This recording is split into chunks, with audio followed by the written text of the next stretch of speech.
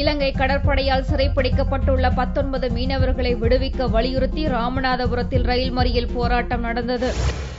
ராமநாதபுரம் மாவட்டம் ராமேஸ்வரத்திலிருந்து கடந்த 13ஆம் தேதி 19 மீனவர்கள் கச்சத்தீவு அருகே கடலுக்குள் மீன்பிடிக்க சென்றனர். அப்போது ரோந்து பணியில் ஈடுபட்ட இலங்கை கடற்படையினர் மீன்பிடித்துக் கொண்டிருந்த தமிழக மீனவர்கள் 19 பேரையும் அவர்களது படகையும் சிறைப்பிடித்தனர்.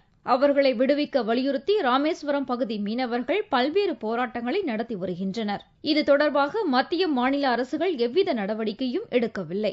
இந்நிலையில் தங்கச்சிமடம் பகுதியில் மீனவர்கள் 5000த்திற்கும் மேற்பட்டோர் ரயில் மறியல் போராட்டத்தில் ஈடுபட்டனர். ராமேஸ்வரத்திலிருந்து சென்னை வந்த பயணிகள் ரயிலை மீனவர்கள் மறித்ததால் அப்பகுதியில் ரயில் சேவை பாதிக்கப்பட்டது. இலங்கை சிறையில் வாடும் மீனவர்களை மீட்டுக் கொடு. இலங்கை வவுனியா சிறையில் உள்ள 19 தமிழக மீனவர்களின் சிறைக்காவல் ஏப்ரல் 12ஆம் தேதி வரை நீட்டிக்கப்பட்டுள்ள நிலையில் ராமேஸ்வரம் மீனவர்களின் வேலைநிறுத்தம் ஞாயிறன்று 16வது நாளாக தொடர்ந்தது.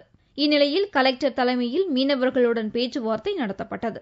அதன் முடிவில் வேலை நிறுத்தத்தை முடித்துக் கொண்டு திங்களன்று மீன்பிடிக்க செல்வதாக மீனவர்கள் உறுதியளித்துள்ளனர்.